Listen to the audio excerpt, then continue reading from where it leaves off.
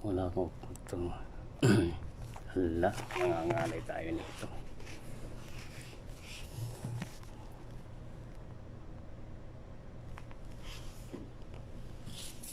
Eh,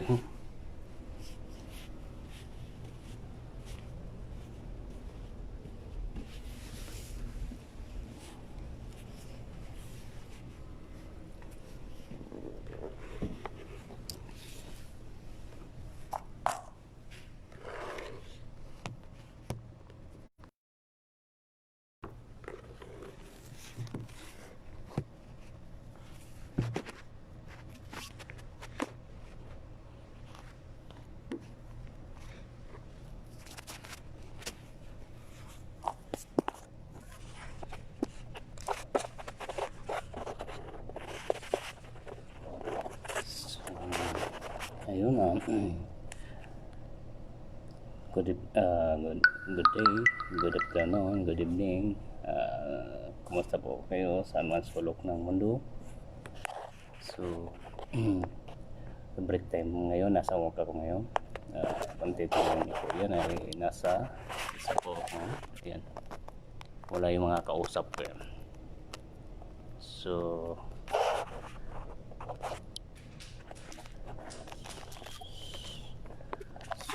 kasalukuyan nasa work ako ngayon. Actually hindi ko to work ito ng carpentry.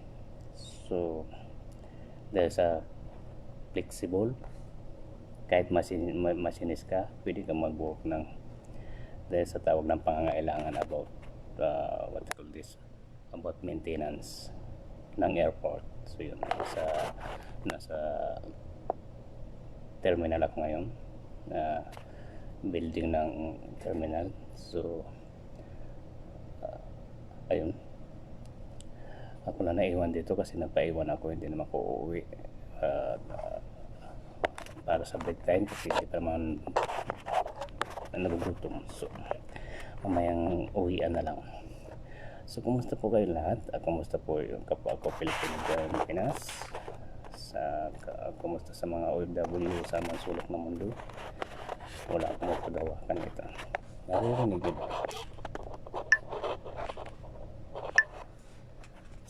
So ayun,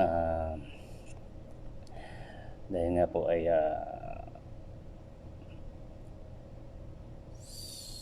sa latest ngayon, improvement ng Pinas about sa Manila Bay. So being neutral, so hayaan na lang po natin pagpatuloy yung anumang project, magandang project sa Manila Bay kasi nasa budget na po yan.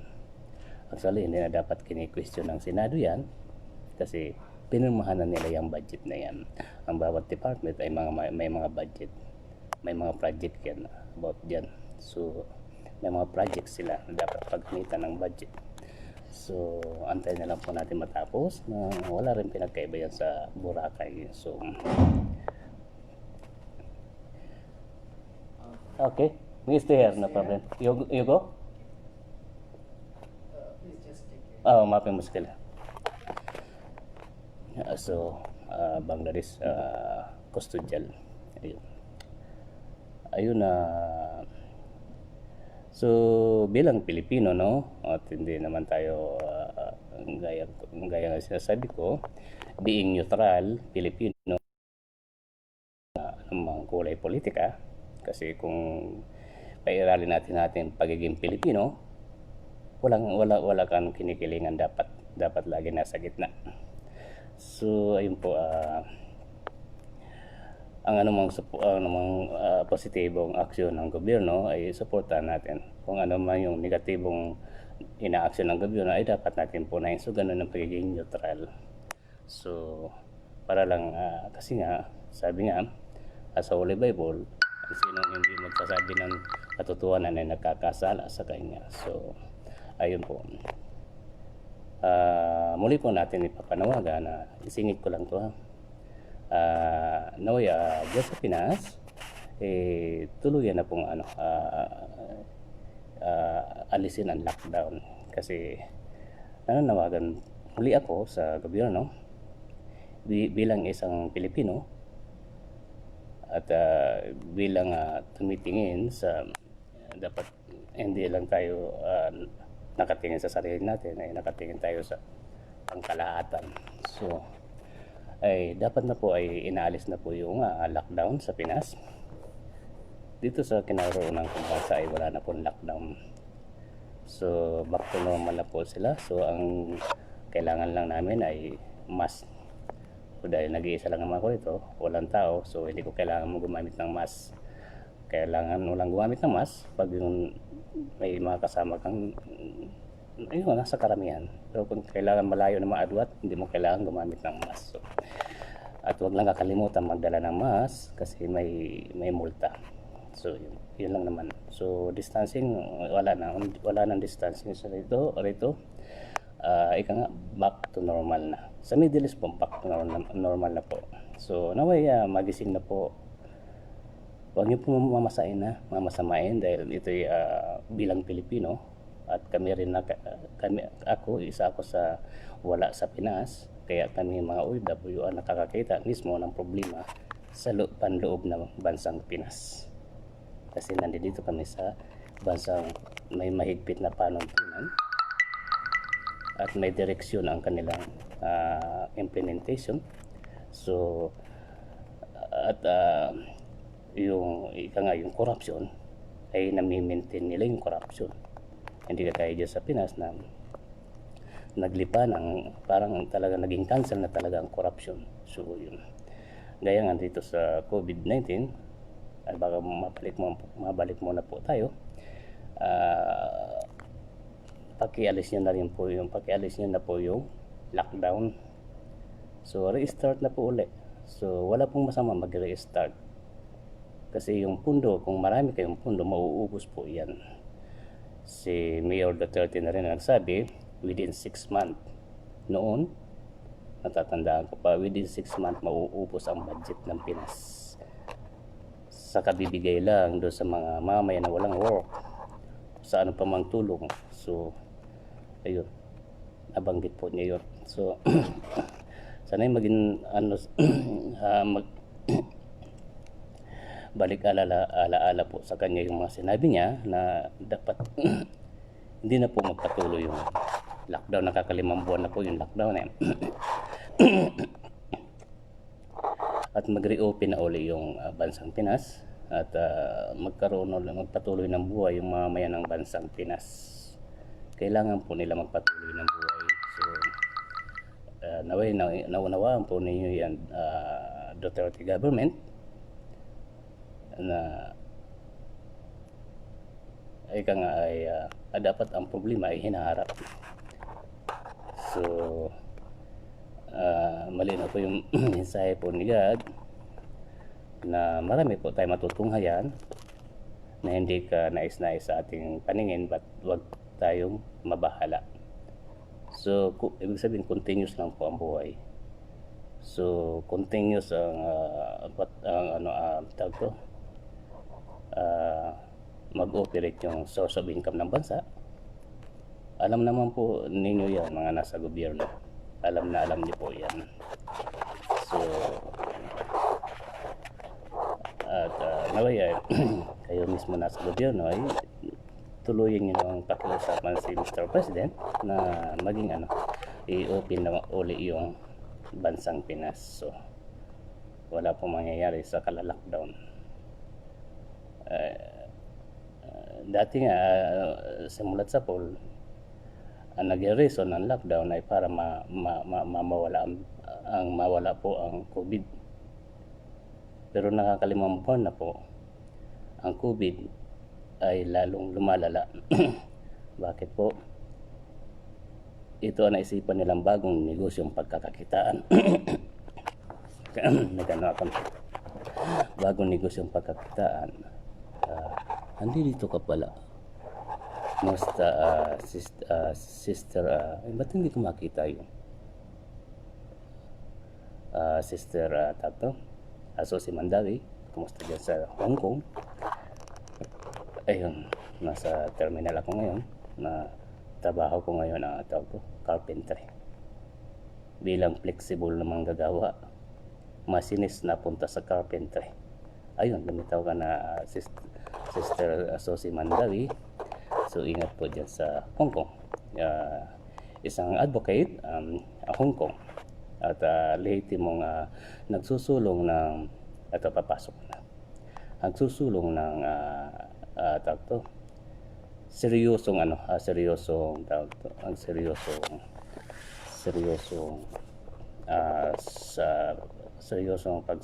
pagsusulong ng hybrid election system na kung saan ay magpapaalis ng tuloy sa Smartmatic. So nanawagan po kami, bagamat ako lang nagsasalita, ito ay panawagan po ng mga OFW na nasa 25 o 30 countries. OFW pa lang po yan. Bukod pa po dyan sa Pinas po. So panawagan po namin to sa Senado, sa Kongreso, kasi hindi naman namin pwedeng ilapit to kay Mr. President kasi hindi niya po ito trabaho po ng ng Kongreso at saka Senado. So sa mga congressman po, hindi ko po kayo kilala, hindi niyo rin po ako, maging sa Senado, mga senador, congressman, hindi niyo po ako kilala, hindi ko rin po kayo kilala, but kilala ko po kayo bilang manggagawa ng gobyerno, at kilala niyo rin po ako bilang OFW. So yun lang po. At isa tayo, at bilang isang Pilipino, isa po tayong layunin, magkaroon po tayo ng tuluyang pagbabago sa usaping eleksyon po. So hindi na po pinag-uusapan dito ang anumang kulay po ng politika, kasi ito ang usapin po natin na ito ay general na pagbabago about sa eleksyon na darating na eleksyon ng 2022 at sa mga susunod pang eleksyon. Nananawagan po kami sa Kongreso, sa Senado, na naway ay mapakinggan niyo po itong panawagan namin about sa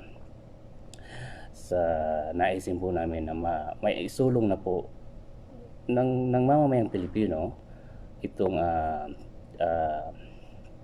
hybrid elections system, people's version, na kung saan ay layunin nito ay tuluyang mawala po yung Smartmatic. At people's version, tinawag na people's version kasi ito ay pamamaraan ng pagboto manually, and ang transmitting doon na lang gagamit ng machine. So makakasave po ng pondo. Ang malaki po kasi magagawa ng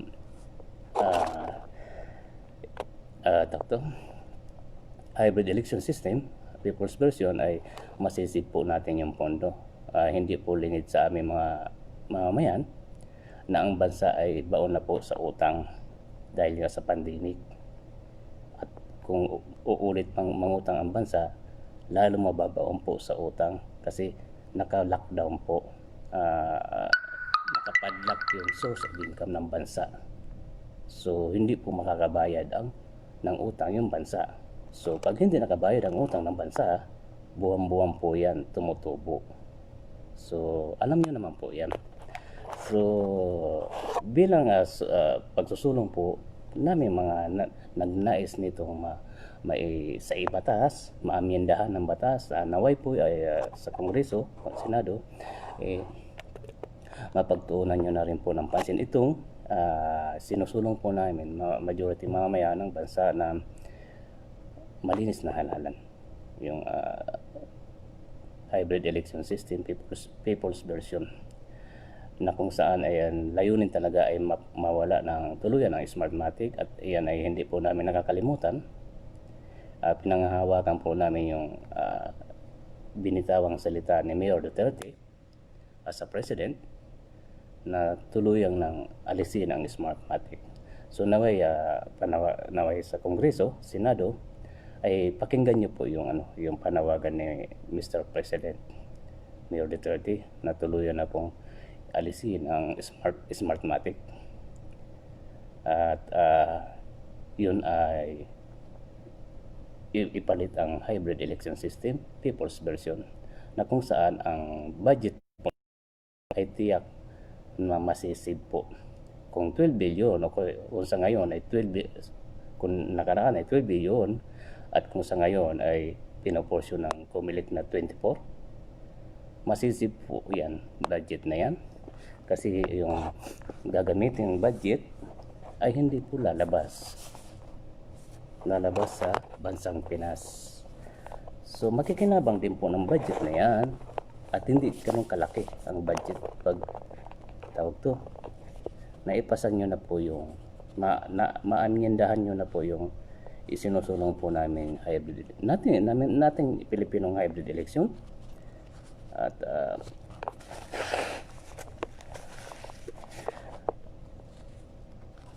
malaki po masisip po talaga yung pondo. So hindi lalabas ng bansa at ang makikinabang po ay yung mga guro at mga iba pang ma-official about sa usaping halalan. So doon lang po, jump lang po sa Pinas, gugulong ang pondo. So hindi po masasayang ang pondo po ng Pinas. Gugulong at gugulong pa rin ang pera dyan sa loob mismo ng bansang Pinas.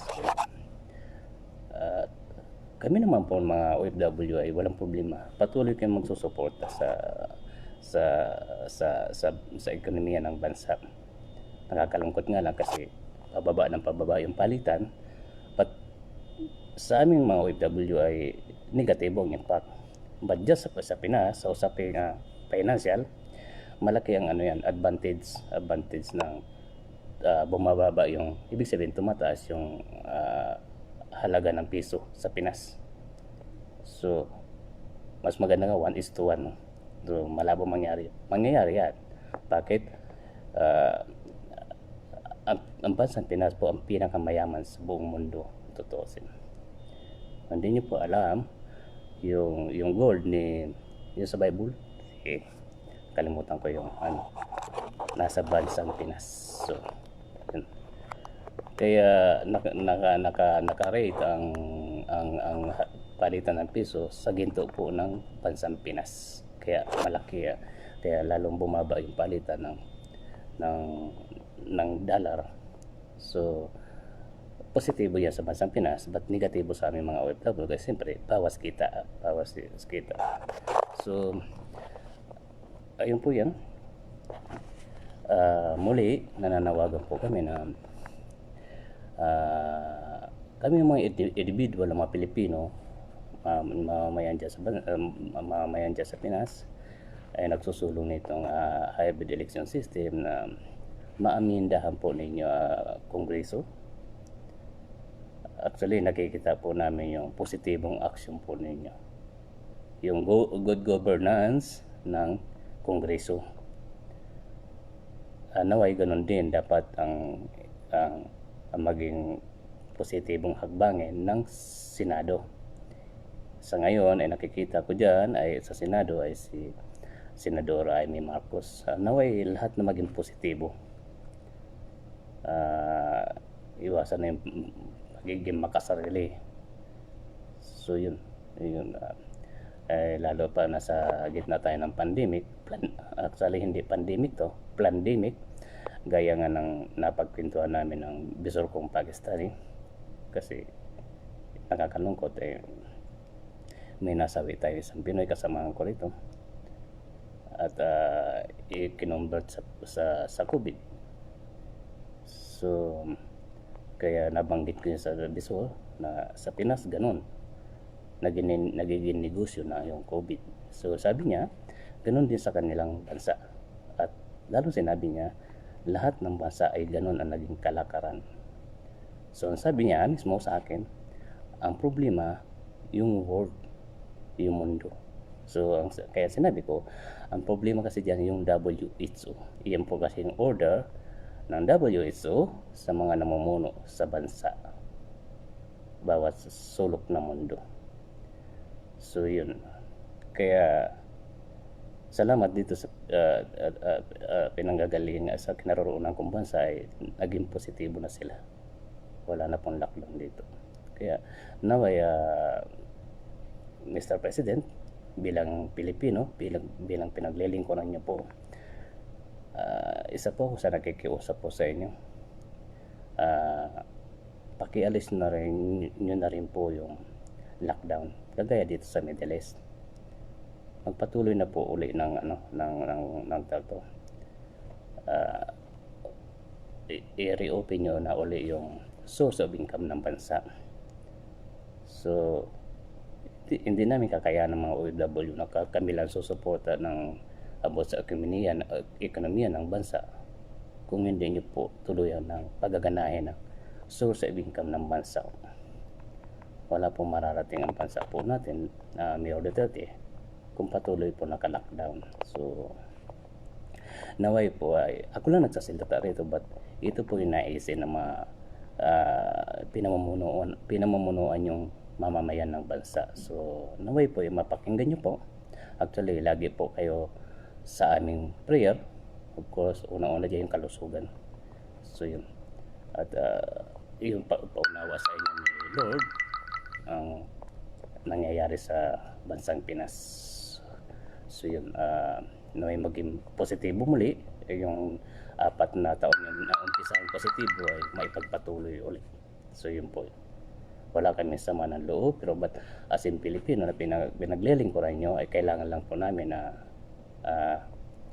ipaalam po sa inyo yung medyo nagiging negatibong itinatakbo po ng ating mga bansa na pinamumunuan nyo po. So naway mapakinggan nyo po yung panawagan natin. Simpleng panawagan lang po ito, but malaki po ang magagawa.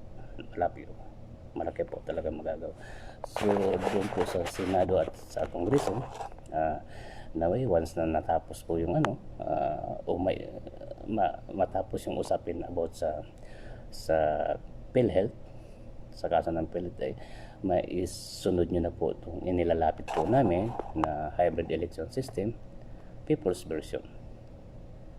So kami mga OFW sa 30 countries at dyan sa Pinas ang nagsusulong po talaga nito. At ang pinaka-speaker lang namin dito ay pinaka-defender po namin ay alam nyo na po riyan, isang taong lumalaban noon pa 2010 about sa dayaang Smartmatic. At yan naman ay pinapanigan ni Mayor Duterte kasi nasa kanya mismo nanggaling yan.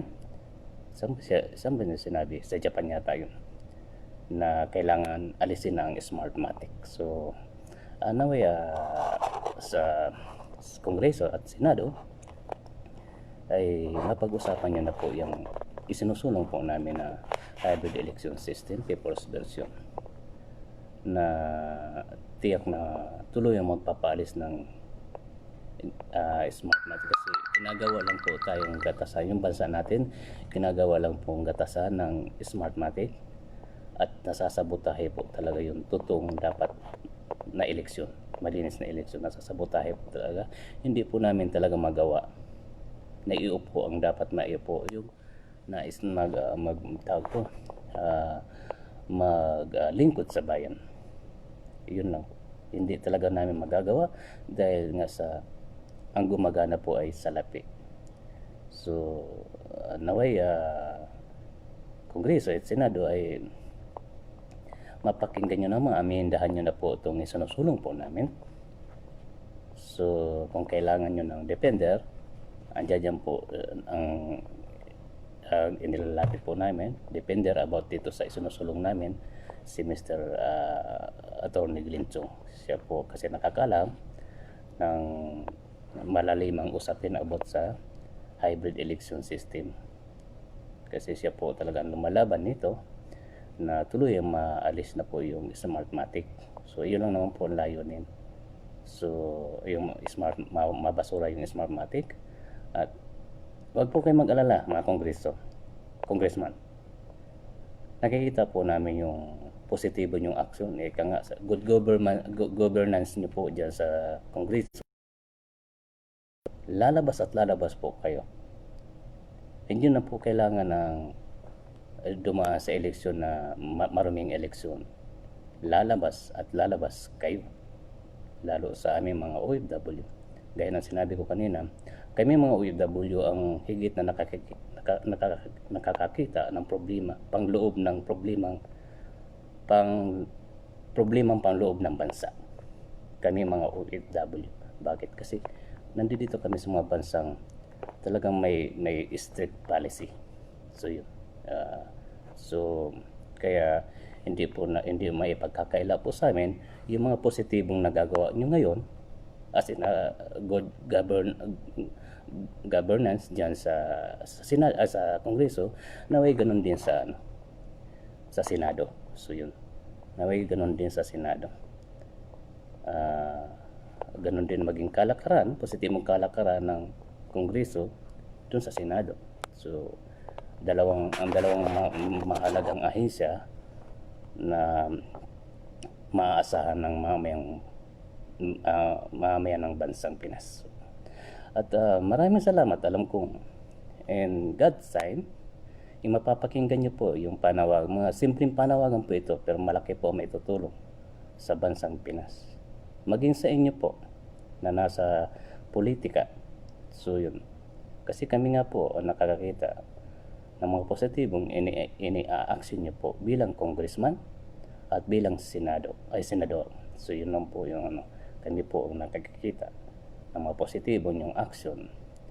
So yun, sa naging good governance, and frankly speaking, good governance ni Mayor Duterte, naging mali lang ng pamunuan ni Mayor Duterte ay na brainwash siya ng nakapaligid sa kanya. Hindi natin masisisi si Mayor Duterte kasi ang isang tao kasi nais tumulong, na yung inaksyon niya, akala niya ay magiging okay. Sa simula magiging okay. Yung para bang hindi na napagtanto na may pailalim pala na iniisip natin na papapabuti, yung pala may kaakibat pala itong negatibo. So but ang layunin ni Mayor Duterte ay tumulong sa mamamayan ng bansa. Kaso nga lang, siya na brainwash nung nakapaligid sa kanya. So kaya, yun na lang po, prayer natin si Mayor Duterte ay maliwanagan po. So ganun lang naman. So ganun, prayer ang pinaka-the best. So yun lang po at napapahaba yata yung usap ko dito. So nasa work ako ngayon, hindi na umuwi. Actually, break time na ngayon. Kaya ngayon ako nag-live. So, ang trabaho ko ngayon, hindi machinist, kundi carpentry. Nag-i-install po kami ng, wall, ng asbestos. Yun, ini-install namin. So, yun. So, ayun lang po at sa mga kapwa ko sumusuporta sa hybrid election system, People's Person, be always positive po tayo at samahan po natin ng prayer.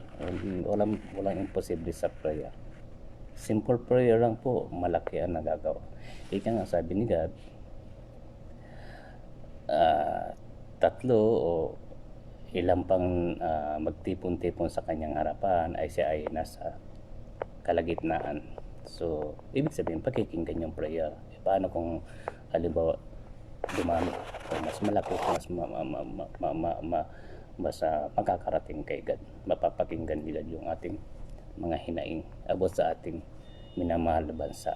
So yun naman, kung isa lang naman layunin, positibong layunin, pagkikinggan yan ni God. So yun lang po, be always positive po tayo sa pamunuan sa gobyerno dito. God bless po, God bless. At patuloy po kayo sa aming panalangin na bagamat naliko ay kailangan magpatuloy ng buhay. Ipagpatuloy yung positibong pamamalakad dyan sa bansang Pinas. Una-una na nga dyan yung hinihiling po namin na maamindahan po o maisabatas po yung hybrid election system. Pinakadabis po yan na pagbabago ng bansa kasi mawala po yung corruption. So, yung corruption naman talaga po ang pinaka problema sa bansang Pinas. Kaya nakikita po yon ng mga ibang bansa sa buong mundo. Pang ilang yata tayo, 3 eh. Kasi pinaka number 1 na corrupt yung India eh. Pangatlo yata, pang-4. So nakikita yan, kaya alam ng WHO kung sinong pupunteryahin nila. Dahil alam nila na itong bansa na to ay corrupt, madaling malansi. So para malabanan po natin yan, ay naway po Kongreso, Senado, muli inilalapit po namin itong hybrid election system, papers version, na maisabatas po at tuluyang para sa tuluyang pagkawala ng Smartmatic at maging malinis po yung halalang 2022 at mga susunod pang halalan. Kayo po ang makikinabang po nito at kami rin pong mga botante, yung kami mga mayan ng bansa makikinabang nito. Pare-pareho tayo makikinabang. So ika nga, so walang maiiwan, ika nga. So yun, so ayun lang po, maraming salamat. And alam niyo na, galit-galit muna, bukas na ulit bati-bati. So yan lang naman yung motto ko, galit-galit muna. Maraming salamat sa Philippine government, sa Duterte government, at yung patuloy na paglilinis, pagpapaganda sa Manila Bay. Wala kaming dyan, basta positibo lang. So kung ano yung positibong ina-action ng government, of course suporta yan, suporta para sa lahat naman yan eh. Suportahan pa tayo, wag na nang kumontra kasi yan namang nasa project na yan eh, budget na po yan, nakaplano na po yan. So wag na po natin question yan. So yun lang po yun. Maraming salamat and alam niya, bye, God bless.